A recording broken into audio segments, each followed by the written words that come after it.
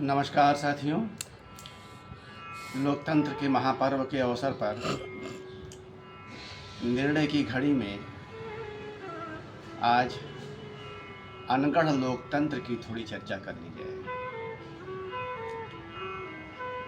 विचार करेंगे तो हम पाएंगे कि वास्तव में हमारे यहाँ एक सुगढ़ लोकतंत्र नहीं है, एक पक्का लोकतंत्र नहीं है। हमारी व्यवस्था या हमारे लोगों के बीच लोगों में वह मानसिकता नहीं दिखती जिसमें एक सुनिश्चित पक्का लोकतंत्र चल सके। तो इसमें मामला सिर्फ अनपढ़ का नहीं है। अनपढ़ तो जो भी जानते हैं समझते हैं उसके हिसाब से अपना निर्णय करते हैं। उससे बड़ी दिक्कत गलत चीज़ों को पढ़े पढ़ाए लोगों से है, जिन्होंने गलत पढ़ाई में फंसकर अपना चरित्र बदल लिया। हालांकि उन्होंने जानबूझकर ऐसा नहीं किया, लेकिन बदल गया, और ऐसा बदल गया कि उनको इसका पता भी नहीं चला। और आज वे अपने आप को देश से अलग समझते हैं या देश से ऊपर समझते हैं। तो ऐसे लोग किसी देश के भाग्य के निर्णय में कितने सहभागी हो सकते हैं, और सहभागी भी होंगे तो कितने सुचिंतित और सच्चे सहभागी हो सकते हैं, यह प्रश्न बहुत महत्वपूर्ण है।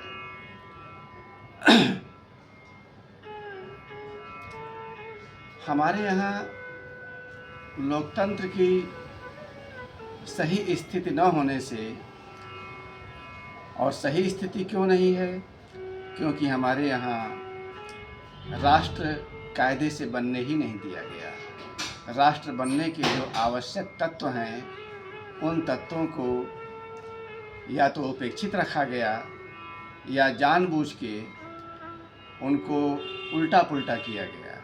उनके ऊपर दूसरे तत्वों को हावी करने की राजनीति चलती रही। इस नाते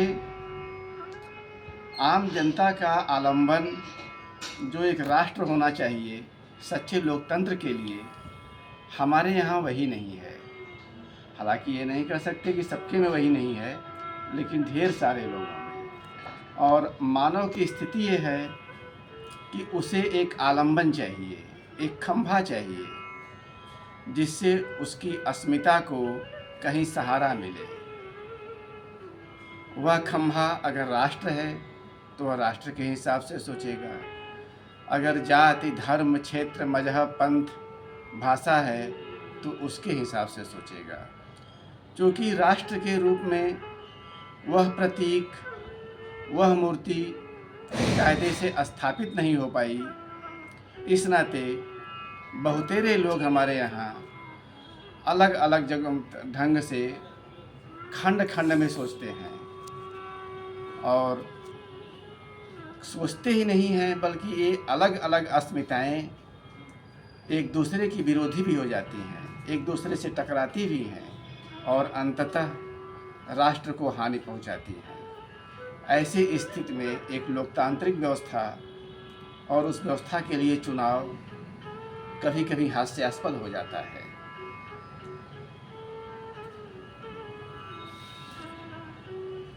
अब आज देखिए कि देश की सबसे प्रमुख संस्था के लिए चुनाव है,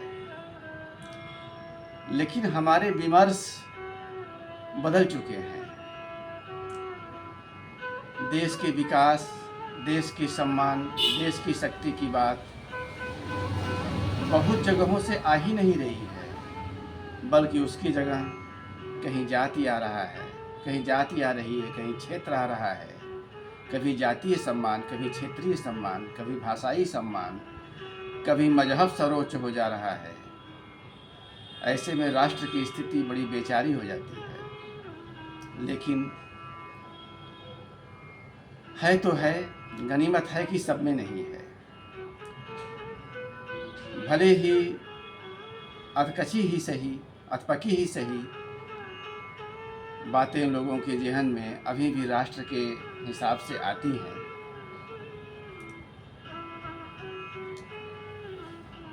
इस अपरिपक्व राष्ट्र की स्थिति में राष्ट्रद्रोही जो अंदर भी हैं बाहर भी हैं, उनकी दुकान चलने के सारे सामान मिल जाते हैं।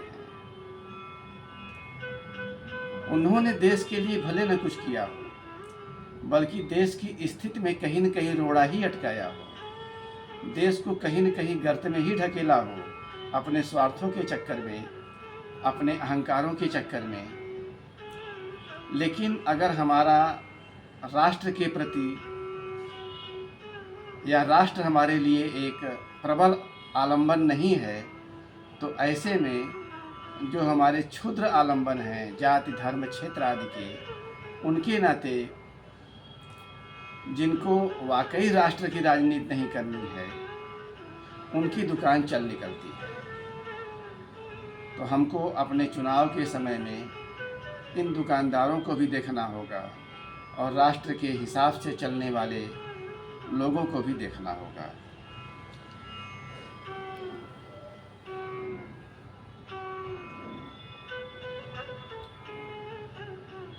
अपने लोकतंत्र में एक और बात बड़ी विचारणीय है। इस देश में बड़ी बड़ी संस्थाएं अपने आप को देश से ऊपर समझने लगती हैं, और ढेर सारी संस्थाओं की बात क्या किया जाए। न्यायपालिका से तो हमारा अक्सर साबका पड़ता रहता है, और न्यायपालिका की कई हरकतें ऐसी होती हैं जो लगता है कि वो देश से ऊपर है। उनके लिए न देश हित कोई मायने रखता है, न देश की जनता कोई मायने रखती है, और वे न्याय के अलावा सारे कामों में अड़ंगा लगाते रहते हैं, सारी जगह अपनी उपस्थिति दर्शाते रहते हैं, क्योंकि वो अपने आप को देश से ऊपर मानते हैं। इस तरह देश की स्थिति में कहीं न कहीं बहुत कुछ खोज, बहुत कुछ वार हमारी न्यायपालिका द्वारा भी जाने अनजाने किए जाते हैं। ये ऐसा क्यों है? क्योंकि न्यायपालिका ने भी अपने को देश से ऊपर मान लिया। इसी तरह हमारे यहाँ भिन्न भिन्न संस्थाएं हैं, उनके बड़े बड़े अधिकारी हैं, कितने नेता हैं, वो भी अपने को देश से ऊपर मान लेते हैं। यह देश से ऊपर मान लेने की स्थिति ही इस देश के लोकतंत्र को स्वस्थ नहीं होने देती। इस देश के लिए सच्ची आम जनता की सृष्टि नहीं होने देती। खैर, जो भी है, उतनी निराशा की बात भी नहीं है, क्योंकि अभी भी चुनाव होता है तो उसमें वक्त ज़रूरत परिवर्तन भी होता है, और कई बार सकारात्मक परिवर्तन भी हो चुके हैं। तो वो इसी नाते होते हैं कि कहीं न कहीं लोगों की चेतना में देश आ ही जाता है, भले वो कुछ पल के लिए आवे, साफ साफ ना आवे, थोड़ा धुंधला सा, थोड़ा सा धूमिल सा आवे, लेकिन आता है।